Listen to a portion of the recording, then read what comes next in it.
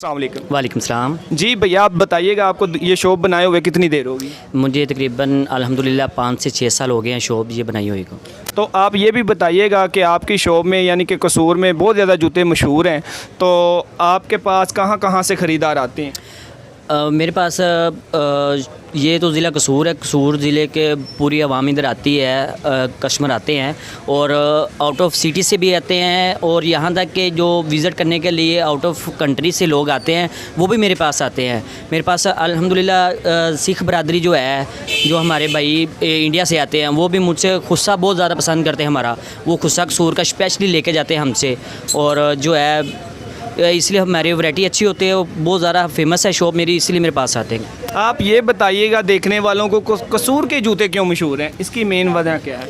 जी, ये मैडम नूरजहान इधर कसूर की थी। उन्होंने इस हवाले से ना, जूते के हवाले से कसूर का सॉन्ग बनाया हुआ है, इसलिए उन्होंने ना ज़रा बहुत ज़्यादा जूते पॉपुलर हो। जी, इसलिए पॉपुलर ज़्यादा फेमस हैं। तो जब यहाँ पे हज़रत बाबा बुल्ले शाह सरकार का दरबार आलिया भी मौजूद है, वहाँ पे बाहर के मुल्कों से भी लोग आते हैं विज़िट करने के लिए, तो आपकी शॉप भी पास ही है, तो वहाँ के जो बसने वाले लोग हैं वो भी यहाँ पे आते होंगे? जी अल्हम्दुलिल्लाह आते हैं, बहुत ज़्यादा कस्टमर आते हैं। तो जी जो बुल्ले शाह पे इस्लाम करने के लिए आते हैं ज़्यादातर जो है ना, जुमेरात को लोग आते हैं, जुमेरात को भी, जुमे को भी आते हैं। तो वो स्पेशली इसलिए आते हैं कि हम साथ में हज़रत बाबा बुल्ले शाह सरकार रहमतुल्लाह अलैह पे इस्लाम भी करेंगे और उसके बाद हम बाज़ार से स्वीट वगैरह खाएँगे, साथ में शॉपिंग भी करेंगे, जूते वगैरह अपने और बच्चों के लेंगे हम। भैया, आप ये भी बताइएगा जूतों के अलावा कसूर में और कौन कौन सी मशहूर चीज़ें हैं? जी, हमारे कसूर में फ़िश बहुत ज़्यादा फेमस है और फलूदा है और इसके अलावा स्वीट बहुत ज़्यादा फेमस है। बहुत ज़्यादा आउट ऑफ कंट्री में भी बहुत ज़्यादा ये यहाँ से जाती है।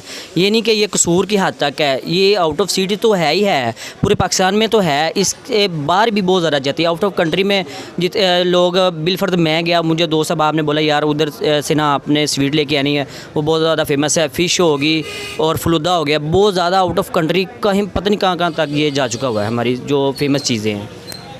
कुछ लोग ऐसे भी होते हैं जो जूता ख़रीदने के बाद घर ले जाते हैं, बाद में वो उनको यानी कि शायद नहीं ठीक आता, वो चेंज करने के लिए आते हैं, या पसंद नहीं आता वो चेंज करने के लिए। कुछ दुकानदार होते हैं, उनको बहुत ज़्यादा दुख लगता है इस बात पे। आप इस हवाले से क्या कहना चाहेंगे? जी, मैं सबसे पहले तो ये बात कहूँगा कि जूता अगर कोई चेंज करवाने के लिए आता है तो वो हमारे नबी पाक हज़रत मोहम्मद सल्लल्लाहु अलैहि वसल्लम की सुन्नत है कि हम उनको जूता चेंज करके दें। अगर वापस करने हैं तो हम उनको वापस करने के लिए टाइम देते हैं कि इस टाइम में आपने चेंज करना है। कुछ कस्टमर हमें टाइम दे देते हैं, भाई हमने तो 1 माह या 2 माह में 2 माह के बाद यूज़ करना है, हम अपनी ब्राइडल के लिए लेके जा रहे हैं यानी कि बेटी के लिए लेके जा रहे हैं, हम कहते हैं उनको टाइम ज़्यादा दे देते हैं। और जूता चेंज करना वैसे भी सुन्नत नबी वसल्लम की, इसलिए हम चेंज करके देते हैं। हम उनसे कोई बात नहीं करते, जो ऊपर नीचे करना होता है अगर वो एक्सपेंसिव यानी कि महंगा वाला लें तो हम उससे थोड़े बहुत पैसे ले लेते हैं, अगर वो सस्ते वाला लें तो उनको पैसे वापस देते हैं। आप ये भी बताइएगा आपकी दुकान में इस वक्त जो सबसे ज़्यादा हाई कीमत का जूता है वो कितने का है? जी, जो सबसे महंगे वाला जूता है वो मेरे पास 5000 का यानी कि 5000 रुपये का जूता है और ब्राइडल जूता है वो दिखाएंगे आप? जी, मैं आपको दिखा सकता हूँ। जी सर, ये जो है ना, ये ब्राइडल जूता है, ये सबसे एक्सपेंसिव जूता है मेरी शॉप के अंदर, 5000 का है। इसमें कलर 2 हैं, एक सिल्वर है और एक ये गोल्डन है। ये 2 जूते हैं, ब्राइडल है और इसके अलावा और भी हैं, लेकिन मैंने आपको वो दिखाई है जो मेरे अभी पास अवेलेबल, मेरे पास जो नज़दीक पड़ी हुई है।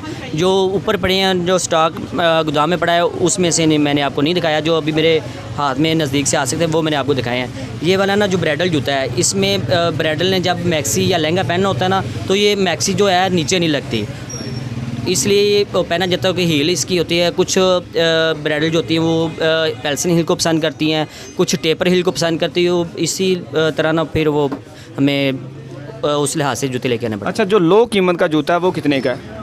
जी, लो कीमत, महंगाई का दौर है भाई, अब लो कीमत की तो बात ही ना करें। जो लो कीमत को कम से कम वो 1000 से ऊपर हमारे पास 1000 से आप यानी कि ज़्यादातर है बाज़ार से नीचे वाला जूता मेरे पास कोई भी नहीं है, क्योंकि चीज़ हमारे पास अच्छे वाली होती है, क्वालिटी अच्छी होती है। और भी हैं बाज़ार के अंदर सेलें भी लगी होती हैं, लेकिन वो होता है आज पहनना कल वो हाथ में पकड़ के हम ढूंढ रहे होते हैं कि मोची किधर बैठा हुआ है, हमने सही करवाना है। लेकिन वो मजबूर हैं बेचारे, वो भी कम प्राइस में ख़रीदने के लिए, कि उनके पास जितने सोर्सेज हैं, जितने वसाइल हैं, उसी लिहाज से उन्होंने अपना यानी पॉकेट मनी को देख के चलना है ना। तो अल्हम्दुलिल्लाह मेरे पास जो अगर कोई लो क्वालिटी यानी कि मिडिल क्लास कोई आ भी जाए ना, तो हम उसके साथ मोहब्बत करते हैं, प्यार करते हैं, उनको कम अच्छे वाली चीज़ कम प्राइस में दे देते हैं। हम देखते हैं कि यार वो उसका क्या कसूर है, कसूर तो कसूर वालों का है। यानी कि तमाम कसूर आपका ही है, क्योंकि आप कसूर में बसते हैं। जी अल्हम्दुलिल्लाह वो हम कसूर में बसते हैं, कसूर महंगाई वालों का है। हम महंगाई वालों का, कसूर वालों का नहीं कसूर है। कसूर वालों का कसूर नहीं रह गया, कसूर वाले हैं ही बेकसूर। कसूर वाले बेकसूर है। जो महंगाई वालों ने महंगाई की है, ये सारा कसूर उनका। अब भैया आप ये बताइएगा कि आपको किस हुकूमत में आपके गाहकदार खुश थे, वो यानी कि ज़्यादा जूते ख़रीदते थे, और किसके दौरे हुकूमत में आपकी यानी कि मार्केट लो हुई? जी मैंने ना 2016 के एंड पे शो बनाई थी, नवाज शरीफ की हुकूमत थी, तो उस दौरान ना बहुत ज़्यादा अच्छी मुआशियत चल रही थी। उसमें कस्टमर आता था, हम उसको प्राइस बताते थे, वो जूता पकड़ता था, हमसे लेके चला जाता था। अब जैसा कि पिछले 4 साल गुजरे हैं इमरान खान के, तो उन्होंने इतनी ज़्यादा महंगाई की है, और उधर कुछ मुआहदे ऐसे करके गए चले जो आने वाली हुकूमत है उनको इस हवाले से बहुत ज़्यादा ठेस पहुँची है, उनको भी उनके मुआहदों को आगे चलाना पड़ रहा है। तो महंगाई के ज़िम्मेदार इमरान खान है इस महंगाई का। अब कस्टमर आता है, वो बेचारे वो भी रो रहा होता है, हम भी रो रहे होते हैं। वो कहता है हमने आपको 1000 देना है, मैं कहता हूँ नहीं, ये 2000 वाली चीज़ मैं आपको कैसे 1000 में दे सकता हूँ। उनको हमारे साथ बहस करनी पड़ती। कुछ ऐसे कस्टमर हैं जो हमारे बहुत ज़्यादा पुराने हैं, वो फिर हमसे झगड़ा करते हैं। हम प्यार से उनको समझाते हैं, भाई देखें सबके साथ मिलकर चलें। वो कहते हैं भाई वो पीछे से 50 रुपये बढ़ते हैं, आप 300 बढ़ा देते हैं। हम उनको बताते हैं घी का पैकेट 570 रुपये का है, तो आप उनको बोलें ना कि पीछे से 10 बढ़े, आप आगे से 20 क्यों बढ़ा रहे हैं, उनसे भी बोलें। वो कहते हैं भाई वो तो है, वो उसमें तो कमी पेशी नहीं हो सकती। मैं कहा फिर हमारे साथ भी थोड़ा सा कंप्रोमाइज़ करके चलें, हम भी आपके भाई हैं। जैसे कि आपको पता है दूसरी चीज़ें महंगी हुई, वैसे ये भी महंगी हुई हैं। फिर उनको समझाना पड़ता है, मेहनत करके फिर उनको कोई ले भी जाता है, कोई छोड़ भी जाता है। बिल्कुल ऐसे। लेकिन जो नौजवान नस्ल है तो वो इमरान खान को बहुत ज़्यादा पसंद करती है। आपने कहा जी इमरान खान ने महंगाई कर दी है, इनका कोई कसूर नहीं है, तो इस वाले से आप क्या कहेंगे? भाई मैं तो यही बात करना चाहूँगा, जो अच्छे घराने से ना वो लोग इमरान खान को लाइक नहीं करेंगे, और जो यानी कि सही समझदार लोग हैं वो इमरान खान को पसंद नहीं करेंगे। जो समझदार है, कारोबारी जो भी बंदा होगा ना वो इमरान खान को पसंद नहीं करेगा। यानी कि जो भी है ना, जितने भी ये हुकूमत वाले हैं, आसिफ जरदारी है या नवाज शरीफ है या इमरान खान है, इन्होंने हमें कुछ नहीं देना, हमने कमाना है तो खाना है। ताजर बरादरी के लिए ना Nawaz Sharif best of luck बंदा है, जितना भी उससे बोल लेना उससे भी ज़्यादा वो। चलो भैया इसको छोड़ें, आप सियासतदानों को छोड़ दें, उन्हें अपना काम करना है, हमने अपना काम करना है। आप मुझे ये बताएं, देहात की औरतें भी शॉपिंग के लिए आती हैं और सिटी की औरतें भी शॉपिंग के लिए आती हैं, ज़्यादा तंग कौन करती? वो देहात वाली होती हैं, उनके पास पैसा कम होता है, पैसे की जो फैसिलिटी उनके पास कम है, इसीलिए वो उन्होंने तंग करना होता है। लेकिन ज़्यादा जो शॉपिंग भी वही करती हैं, जो देहात की औरतें ज़्यादा शॉपिंग करती हैं। जो कसूर वाली आती हैं ना, उन्होंने वो आई हैं, उन्होंने एक जूता ले लिया, एक ले लिया। जो हाथ वाली होती है ना, वो जब आएंगी ना इतने इतने बड़े बोरे एक ही दफ़ा भर के ले जाते हैं। उनको पता है अभी आपकी मौजें लग जाती है। अल्हम्दुलिल्लाह फिर मौजें देखें उनको भी तो लगती है ना, वो इतने ज़्यादा जूते नहीं लेके जा रहे। रेट में चूना लगाती हैं या नहीं? नहीं, रेट में चूना तो नहीं लगता, चूना तो पान वाला लगाता है भाई। नहीं, मिसाल के तौर पे ये जूता 1000 रुपये का, तो आपने सोचा कि ये नपाट आ गई है, देहात से आ गई हैं, गांव से आ गई, तो मैं इसको 1300 रुपये में फरोख्त कर दूँ, इसको चूना बोल रहा हूँ। ये भी मैं आपकी बात को आप अंडरस्टैंड किया मैंने। तो जो देहात वाली औरतें होती हैं ना, वो ज़्यादा समझदार होती हैं। अभी आपके पास कोई शहर वाली लेडीज़ कस्टमर आ जाए और देहात वाली लेडीज़ कस्टमर आ जाए ना, तो देहात वाली जो होगी ना वो सबसे ज़्यादा कम पैसे दे के जाएगी। उसने बोलना है ये मैंने तो पिछली शॉप से 400 का लिया है। जो शहर वाली होगी ना, उसने बोलना है मैंने इसको बोला ना इतने का मैंने उधर से लिया है, तो इसने बोलना यहाँ क्या लेने के लिए। उसे पता है कि मैं इधर ही आई हूँ, मैंने इधर से लेके जाना है। जो हाथ वाली होती है ना, उन्होंने 25 से 30 शॉपें एक साइड से बाज़ार के अंदर इंटर होना होता है, तो दूसरी साइड से बाहर निकलना होता है। तो वो सारा बाज़ार फिर के फिर एक शॉप पे जाती हैं। जाना उन्होंने वही उधर उसी शॉप पे है जहाँ से वो मुसलसल जूते खरीदते होते हैं। रेट का पता करना। हाँ, तो फिर है क्या हाँ, इसी वो लेना उसी शॉप पे जिधर से वो ऑलरेडी शॉपिंग यानी कि मुसलसल कर रही होती हैं।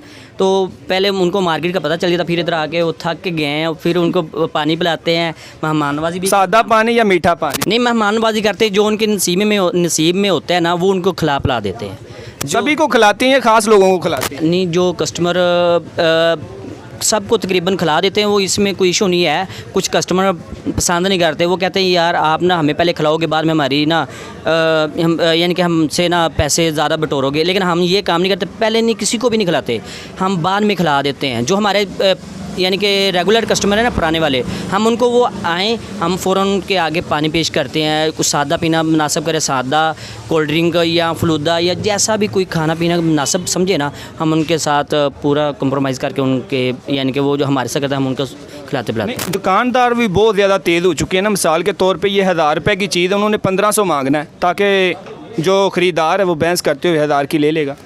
वो साहब आपको भी पता है, ये 1000 वाली अगर मैंने 1000 का परचेज़ किया हुआ है तो कम से कम मैं इसे 1300-1400 में सेल करूँगा, तो फिर ही मैंने अपना जो है ना पॉकेट में नहीं यानी कि अखराजात जो है वो। प्यारे भैया, मेरे कहने का मकसद ये नहीं है, मेरे कहने का मकसद ये है कि एक चीज़ जो आप फ़रोख्त कर रहे हैं, इसको 1500 रुपये की फ़रोख्त कर रहे हैं, तो आपने ख़रीदार से मांगना है 2000 रुपया।